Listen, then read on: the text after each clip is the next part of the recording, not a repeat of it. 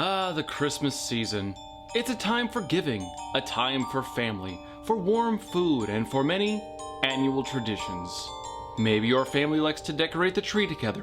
Maybe Grandma makes that special batch of Christmas cookies. Or maybe it's not quite Christmas until Hans Gruber falls from Nakatomi Plaza. Whatever your tradition, share it with your What's your problem? This is such a stupid joke. I mean, it's not my A material, but Die Hard isn't a Christmas movie. This is just a dumb joke that refuses to die. So is Nick Sparks' writing career. Can't you do a real Christmas review? They just came out with a new Grinch movie. Maybe you could do that. How about you let me handle the review? You go cook something or something. Why don't you start that cooking show again? Ugh, I can't believe I have to put up with this. It's so dumb. We don't need that kind of negativity here. Die Hard! Die Hard is the prototypical action movie. It has high stakes, high rises, a great hero, a great villain, awesome explosions, plenty of guns, and it launched Bruce Willis's career as an action star.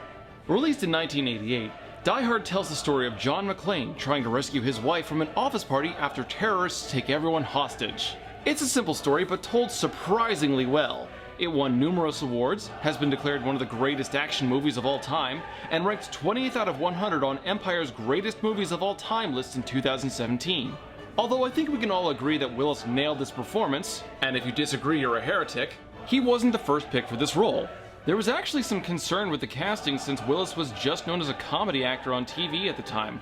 Pretty fucking unappreciated, Al. Fox Studio asked more than a dozen other stars to fill the role, but each declined for one reason or another. But before even that, there was someone else considered for the role above all others that you might not expect. But first, some info on the book. Nothing Lasts Forever may sound like a subpar James Bond movie, but it's actually the book Die Hard was based on. It was written by Roderick Thorpe in 1979 and was the sequel to The Detective, which was also turned into a movie starring Frank Sinatra playing Joel Leland in the lead role. While The Detective was a gritty drama and box office hit, it had nothing on the action of its sequel. The studio was contractually obligated to offer Sinatra the lead role, but since he was in his early 70s, he declined, probably for the best. While Sinatra's age made him a more accurate fit for the adapted role, all the action scenes would probably lead to Sinatra breaking a hip. Because of the casting change, a lot of things were altered to keep The Detective separate from Die Hard, but we'll get all into that as we review the best Christmas movie ever! Die Hard! We start off with a plane landing in Los Angeles. NYPD officer John McClane is on board, openly bearing a handgun in a shoulder holster. It's okay, I'm a cop. Ah, the good old days, before trying to fly with tiny, tiny scissors-raised eyebrows. McClane isn't a great flyer, so the guy next to him offers some easy advice. After you get where you're going, take off your shoes and your socks. Then you walk around on the rug barefoot and make fists with your toes. Fists with your toes. I know, it sounds crazy. Yeah, it does. Why would you call it that? Most people say they clench their toes. Your way sounds weird. After grabbing his bag, McClane is met by his limo driver. Hey, I'm John McClane. Argyle, I'm your limo driver. Nice beer. Argyle was not really in the book. There was a taxi driver who chatted with our hero, but he never really had a name. And unlike Argyle, he was out of the story once the drive was complete. Instead, Argyle just parks in the company garage and camps out with a big teddy bear. This was because of McClane's strained relationship with his wife, so much so that McClane wasn't sure if he'd be going home with her or getting a hotel. I tell you what, I'm gonna pull in the parking garage and I'll wait. You score, you give me a call on the car phone. I'll take your bags to the desk. You strike out, I'll get you a hotel. Well, I hope the meter's still running or his boss is gonna be pissed. In the book, Joe Leland's wife was dead, which was an endless store of sad memories and guilt for him. He instead came to visit his daughter, with whom he had a strained relationship. But Leland was a much sadder, much darker character, so this really works in the book. So McClane arrives at Nakatomi Plaza to see his wife Holly. In the book, Leland's daughter Samantha was actually a 20-something-year-old businesswoman with a good career in the company. We also meet Mr. Takagi, the company's CEO, and Ellis. Ellis. I was just making a call. This was the nurse phone. He was a coke fiend in the book, too. And he may have been screwing Leland's daughter. And before we go much further, I should point out the significant distinction between the main characters. Looking for... Legionnaire. Then you must be John McClane. In an effort to distance Die Hard from the detective, Joe Leland's name was changed to John McClane. While they're both men of action, McClane is much more cynical and disgruntled. He tries to relieve stress through snark and not taking things seriously, especially if it annoys someone he doesn't like. Yippee-ki-yay, motherfucker. Leland, on the other hand, was much more of an ultra-serious 1950s-style gentleman, but with a rough past and a drinking problem. He was much more in line with someone like Sam Spade or Rick Blaine. Leland was a straight shooter, but he was willing to call someone out if he needed to, or really kick some ass when the moment called for it. While both are very solid archetypes and great characters in their own rights, I found myself gravitating towards McClane since I relate to him more, because I too enjoy not taking things seriously. Okay, I just found this list of reasons why Die Hard isn't a Christmas movie. For one, you could set it during any time of year and the story would still be the same. You can do the same with any Christmas movie, just change it from a holiday celebration to a community festival or a birthday or something. Okay, but the movie doesn't do anything with Christmas.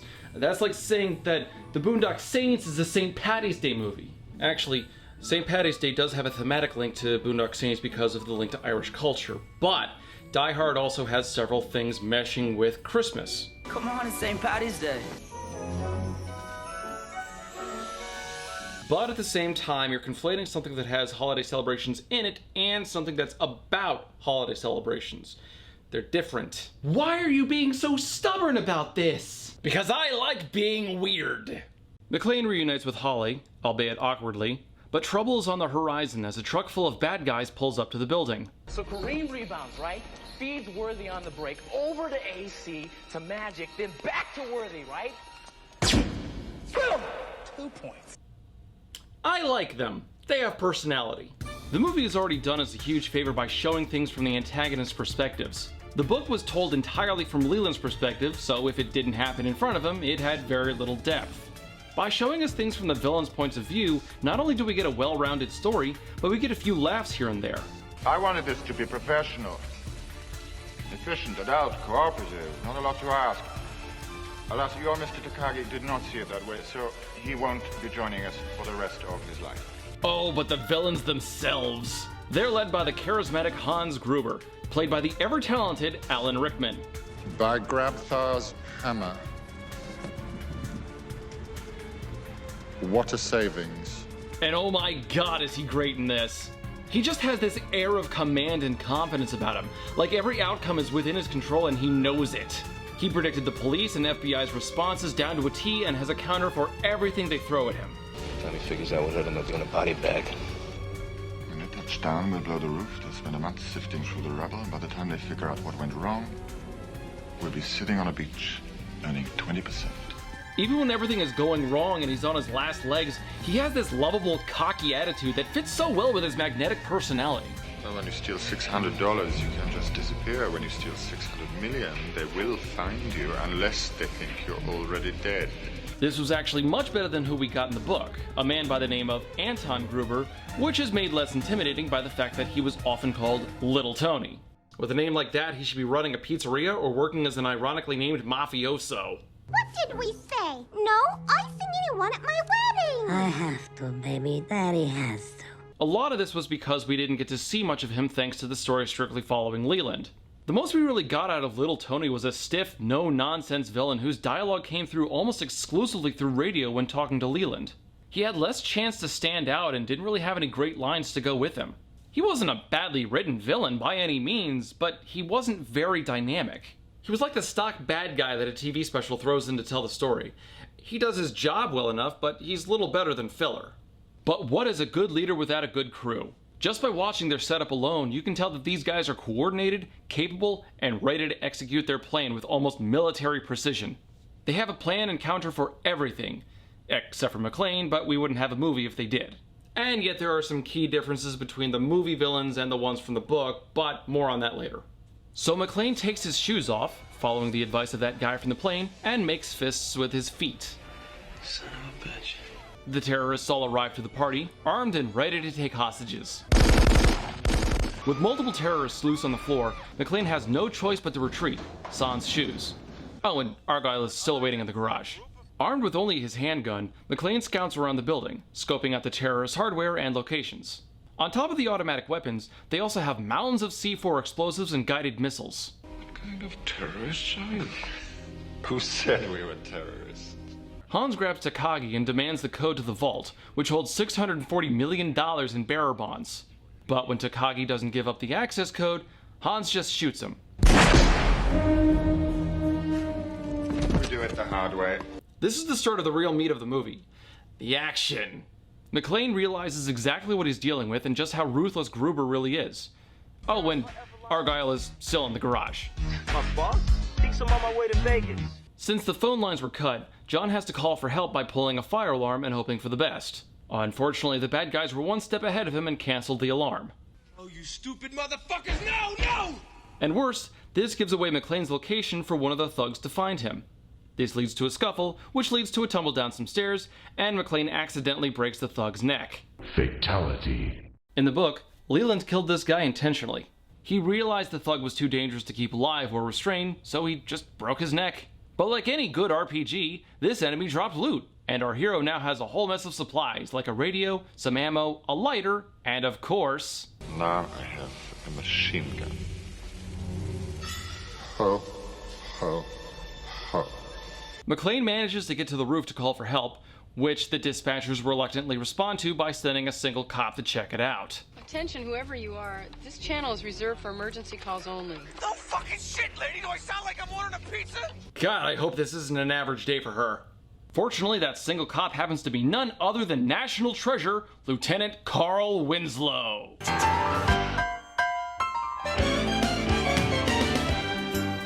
But before he was known as Carl Winslow, Reginald Vell Johnson played Sergeant Al Powell. I thought you guys just ate donuts. They're for my wife. Yeah. She's pregnant. Yeah. We get a decent introduction to his character, thanks to the movie following more than the protagonist. In the book, he was cut down to a few lines of dialogue, given over the radio, which severely minimized his character. Movie Al is more fleshed out and heroic. He's just a beat cop who stepped up to help McClane in the limited capacity he was forced to, mostly in giving updates over the radio. That and giving his commanding officer ugly glances. Book Al gave the same support, but we don't get this soft introduction, so we don't know as much about Al. It also didn't help that the book included a short line which really hasn't aged well. Leland hears Al over the radio and thinks to himself that Al sounded black, but he didn't sound ghetto.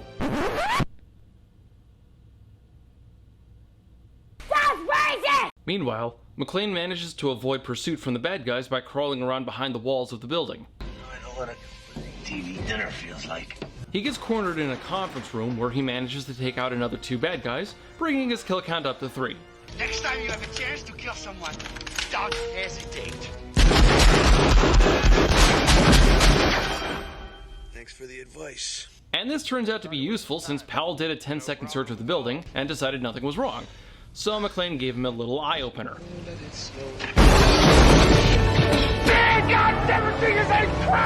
Now that's the screaming Carl Winslow we all know and love. We are late for church! Let's go now! And hey, Argyle is still in the garage. While Leland did heave a corpse out of the building, it didn't land on Powell's car. It just crashed on the sidewalk like a Ziploc bag full of tomato paste. That, and the radio distress call from earlier, were all Book Powell needed to know that something was up. While Powell calls for backup, McClane loots one of his kills and earns a whole stash of detonators and some C4. Whoa. And suddenly this is turning into something out of a video game. GTA motherfucker! The cops arrive in force, led by Dwayne Robinson, who takes an instant disliking to both Powell and McClane, in part because he doesn't trust McClane. Jesus Christ, Powell! Give me a fucking bartender for all we know. This guy is an asshat, and it feels like he's like that only to offer a contrarian point of view for Powell. The book handled him differently, with Robinson talking directly to Leland via the radio, but Leland just brushed him off out of annoyance. He was more persistent and talked more in the book, but he did eventually switch to Leland's side. He has a more heroic moment in the book, which I won't spoil, but movie Robinson is played as much more of a politicking bureaucrat, kissing up when he has to and generally being spineless. Maybe I should call the mayor on this. The police send in a team to swarm the building and take out the terrorists. It does not go well. Then again, the cops were trying to cut their way through a chain door, while the entire door was made of glass. It's very unlikely that the glass is bulletproof, so the cops should have no trouble breaching the building if they really wanted to. Then again, Robinson does seem awfully concerned with property value, even as his men are getting shot at and blown up. Now you listen to me, mister. I don't know who in the hell you think you are or what you're doing, but you just destroyed a building. Good priorities, Dwayne. Excellent leadership skills. I'm sure everyone's gonna remember this at the next company potluck. So the cops obviously fail and have to pull back. I prefer how the book handled this, because even though we didn't get many details, we were told that the terrorists were able to keep the cops at bay via traps and return fire. It made the terrorists seem like more of a threat and didn't make the cops look like inept nimrods. So with the cops struggling to stay alive and the bad guys easily picking them off, McClane has to intervene with one of the coolest moments of the movie. By tying a computer to a chair and setting some C4 with some detonators, our hero is able to create a makeshift bomb that stops the assault on the cops and kills 2 more terrorists in the process. Geronimo, motherfucker!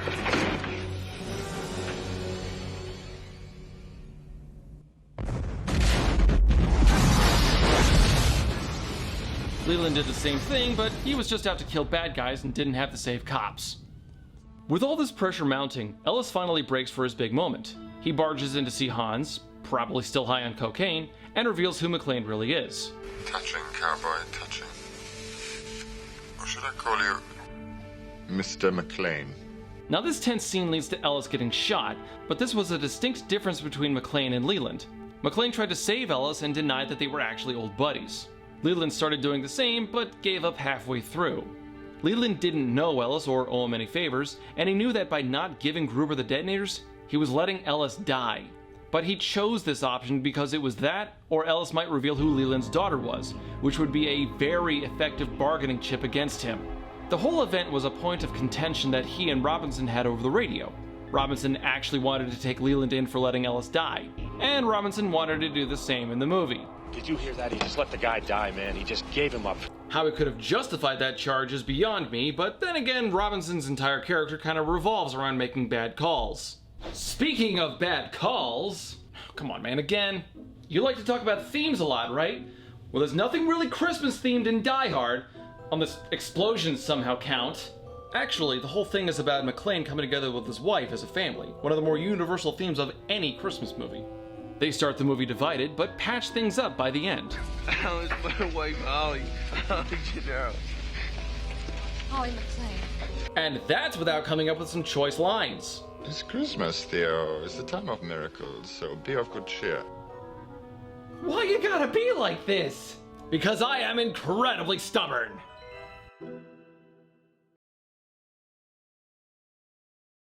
Hans finally reaches out to the police and gives them a list of demands, ordering them to release members of several terrorist organizations from prison, including the New Provo Front, Liberté Quebec, and the Asian Dawn. I read about them in Time magazine. Obviously, the whole thing is a setup, and Hans is just stalling for time. This was a tactic that wasn't used in the book, mostly because Hans is more charismatic and is after a different goal than his literary counterpart. While Hans used a terrorist threat to mask his true intention of robbing the building, Little Tony actually was a terrorist who wanted to rob the company and send a message to the world. He accused Nakatomi Plaza of abusing foreign workers and going through with an illegal business deal. In his mind, that justified murdering several innocent people, but terrorists are supposed to be jackholes, so that's not actually a story flaw. But they're not the only ones, since these jackasses from the FBI show up. They weren't in the book, and they only exist to look like jackasses and to help advance the plot. I'm Dwayne Robinson, LAPD. I'm in charge here. Not anymore. Who the hell are you? Agent Fields, FBI. Hey, I'm in charge of this investigation. Not anymore, you're not. But that's not fair. Is so. Due to his shortening list of recruits, Hans has to go check on the explosives himself, where he runs into McClane in a rather amusing bout of quick thinking. Oh. Please, God, no, you're one of them, aren't you? You're one of them. As amusing as Rickman's sudden accent shift is as he tries to hide his identity from McClane, this scene was made up for the movie. In the book, these two never met until the very end. This scene is here so Hans can learn that McClane has been running around barefoot this entire time, which is phenomenal when you think about it. He's killed 5 terrorists and only came across 1 pair of shoes. 9 million terrorists in the world, and I gotta kill one with feet smaller than my sister. But the following scene does spoil one of the better examples of writing from the book. How to use a handgun, Bill? In the book, Leland's Browning handgun was one of his greatest assets and his greatest secret. He was able to keep it hidden from the terrorists by either using their own guns against them or by killing anyone who saw it, usually with the handgun itself. This works better in the book because of the dramatic reveal in the end, but I'm getting ahead of myself. Hans drops the act when McClane reveals that he never loaded the handgun and just used it to draw Hans out and get some info out of him. But what do you want with the detonators, Hans? I already used all the explosives. Or did I? McClane is then interrupted by Carl and 2 other terrorists, which leads us to a shootout in a computer lab. McClane takes out 2 of them when clever Hans gets an idea. Shoot the glass. This leads to McClane stepping on some broken glass as he escapes, and he starts to bleed all over the place. Still not as bad as stepping on a Lego. And Hans gets his detonators back. Smile, Carl. We're back in business. While McClane drags himself off to clean up, Powell opens up and admits that he has a desk job now because he killed a kid a few years earlier. This scene was absent from the book, but does add some character for Powell, who deeply regrets his actions. You know, when you're a rookie, they can teach you everything about being a cop except how to live with a mistake. But they get interrupted when the power gets cut. See, now we're getting to the point where the movie and the book really start diverging. So, since the terrorists in the book were really just after revenge and money, there wasn't an intricate secret plot going on. They just broke into a safe and stole some bearer bonds. Since the movie has violent thieves posing as terrorists, it added the twist of how to get through a mechanical vault with an electromagnetic lock. And it just so happens that standard procedure for a terrorist attack like this is to cut the building's power. You ask for miracles, dear. I give you the FBI. After realizing that Hans should have no reason to be on the roof, McClane goes to investigate. He pokes around and finds several blocks of C4, now fitted with detonators. And he realizes too late what it all means. Pal, listen to me, it's a double cross. The whole roof of the building's wired. Now the 2 of them duke it out, with Carl losing. In the movie, he gets strung up on a chain, while in the book, Leland actually never ran into him until the very, very end. But after dealing with Carl and killing another terrorist, McClane discovers all the hostages on the roof. He gets them all to retreat downstairs by firing wildly into the air, but this makes the FBI agents in a hovering gunship think that he's one of the terrorists. Now cornered, McClane has no choice but to tie a fire hose around himself and jump. Please don't let me die. Well, he jumps just as Hans blows the roof, which takes out the FBI guys and narrowly misses killing McClane. Fun fact though, when this scene was filmed, Willis nearly missed the safety mattress he was supposed to land on and just caught the edge of it. In the book, Leland did this just to bypass the terrorists and get downstairs. It's not quite as interesting, so point to the movie for making the whole thing more appealing. But can I say how much Willis nailed this role? A lot of the reason why McClane is such a great character is because he's the right blend of cunning, wit, and fear. He comes off as a very realistic, yet very brave hero. He's a cop doing his job beyond the call of duty while being out of his element. He openly displays his fear when he's alone and talking to himself, and it makes him instantly relatable. Who wouldn't be afraid of jumping off a roof with only a loosely tethered fire hose around your waist? Why the fuck didn't you stop him, John? Because then you'd be dead too, asshole. While most big alpha heroes are portrayed as uncommonly brave with nerves of steel and no need for words, and I'm not saying that's a bad thing, mind you, McClane comes across as a refreshing take on the concept of an action hero. Leland, by comparison, was more the typical hero, cold, calculating, and world-weary, but he didn't outwardly display any fear very often. He mostly kept his fear internal, so he wasn't completely stale, but he wasn't nearly as expressive as McClane. Hey, fucking fight! Another significant difference between our protagonists is how they approach their respective attackers. While McClane and Leland both have histories as cops from New York, Leland was a veteran from World War II. We see this difference in scenes where McClane tries to force the thieves into surrendering, and he only kills when backed into a corner. Free, motherfucker, jump it! Put that fucking gun down! Put the gun down! Leland, however, just went around and intentionally killed them, like a Marine hunting down enemy soldiers. He was a struggling alcoholic and was still reeling from the death of his ex-wife, who popped up into his thoughts frequently. He was much more haunted than McClane, which also explained his stoic attitude and direct approach. The only thing he had to live for were his daughter, his grandchildren, and a woman named Kathy Logan with whom he shared a brief but enjoyable romantic moment on the plane ride into Los Angeles. So if you like your action heroes flippant and drastic, you'd probably prefer McClane. But if you like them battle-hardened and ready to kill, you'd like Leland more. Oh, and hey, Argyle's still in the garage. And his single reason for being in this whole movie is displayed as he tracks and sabotages one of the antagonists in the garage.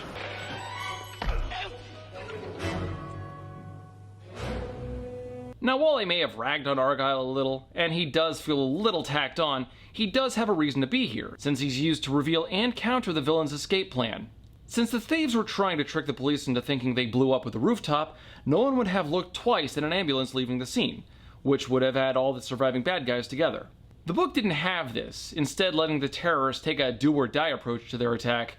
There wasn't a real escape plan since they were dead set on sending a message instead of only robbing the company. But this is where the movie really veers away from the book. The terrorists in the book were trying to rob Nakatomi, but they claimed it was in response to an exploitative business deal Nakatomi made with a regime in Chile. They simply wanted to break into the vault, throw the money out the window, and reveal Nakatomi's secret deal to the world, and they were willing to do terrible things to make it happen. They came across as a real ragtag group of people, loosely trained and fighting for a unified cause. One of the stronger examples of this is how disparate their group was. There were several women among the book's antagonists, for one thing, though they were mostly Eastern European.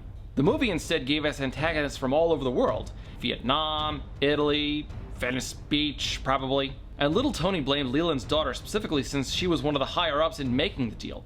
And that's not the end of the changes. McClane makes his way up to Hans in the vault, who's now holding Holly as a captive. Hi, honey.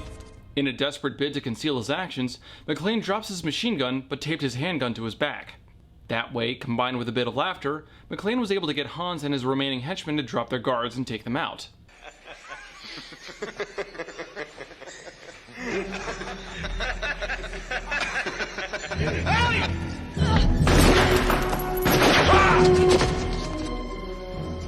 Happy trails, Hans. Now, while the scene is cool, I'm not crazy about it from a writer's perspective. It's true that Hans had no reason to believe that McClane still had his handgun, so this fake-out still works. Even so, Hans had it in his hands earlier. This just feels like a wasted attempt at Chekhov's gun, even though I know full well that it isn't. This trick worked much better in the book since little Tony didn't know about Leland's handgun and had no reason to suspect that he ever had one. So when Leland pulled out a gun from his back like this, it came across as a clever trick against an otherwise cunning opponent. In the movie, Hans has been a brilliant schemer, up until now. All of a sudden, he looks forgetful and easily played. And again, I'm not saying this scene is bad, but the book did handle it better. I don't know, do you guys think I'm being a little weird about this? But things go awry when Hans falls out the broken window, taking Holly with him. Hans grabs onto Holly's wristwatch and aims his gun to kill McClane in revenge, when McClane undoes the latch just in time. And down little Hans goes. Well, I hope that's not a hostage. And another fun fact, to get an authentic reaction out of Rickman, they held him from a raised platform and told him they were going to drop him on the count of 3, then drop them on 2. And while McClane gets a happy ending, Leland does not.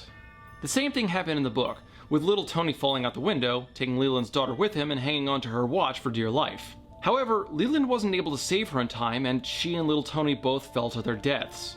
This, of course, was a significant shock for Leland, who went off the deep end. While he had been killing terrorists all through the night, he now went out of his way to hunt others down.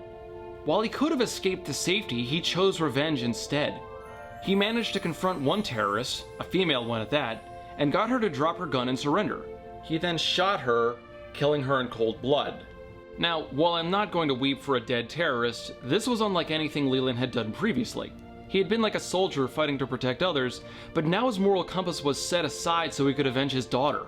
It was a little disorienting and rather uncomfortable, but it did really stand out within the story. I can't fault the movie for not including the scene though, and not just so they could have a happy ending. The moral ambiguity would be pretty uncomfortable for a lot of people, and that wouldn't have worked with the environment and mood the movie set for itself. The book uses this more to build up a question of whether or not Leland would survive the book. Would he prefer to just succumb to his injuries now that he failed his main goal? Would he find something to keep living for? While certainly tragic, this scene does do a lot to help Leland stand out as a literary action hero, dated or not.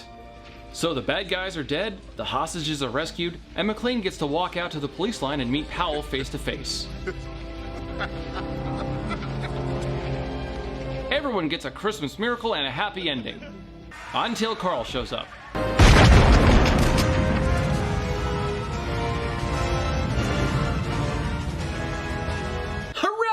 Hooray! Pal got over his fear and shot his gun.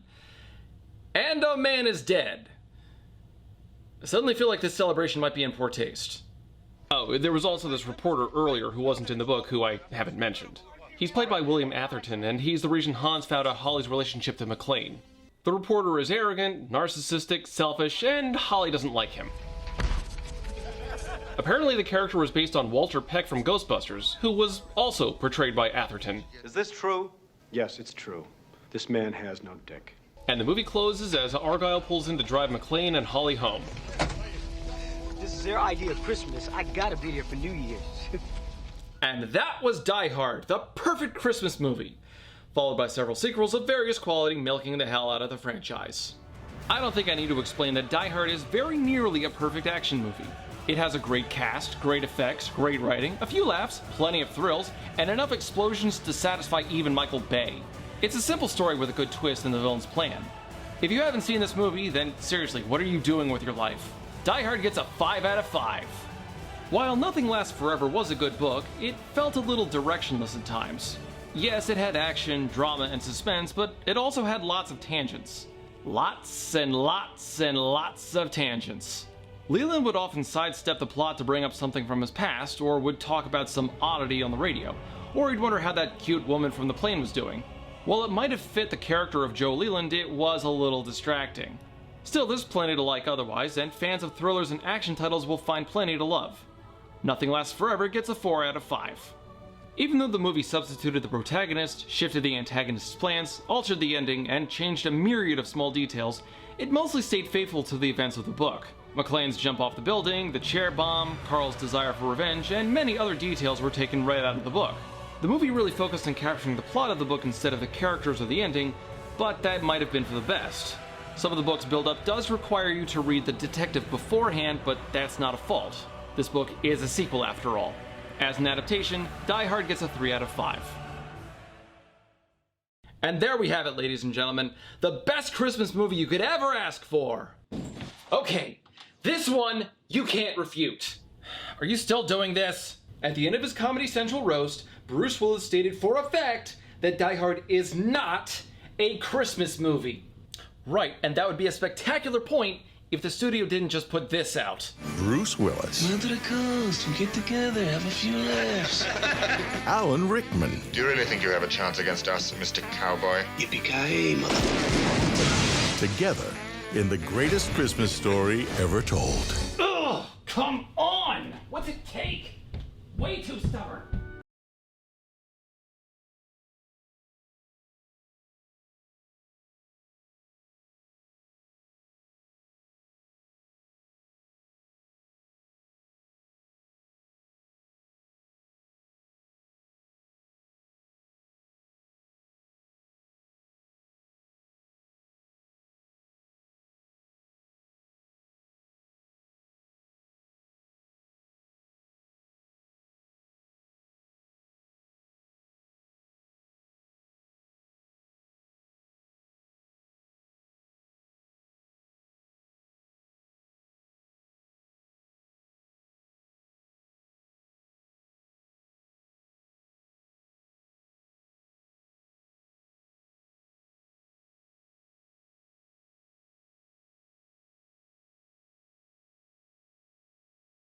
Carl, you better go and check on Heinrich's work up on the machine floor.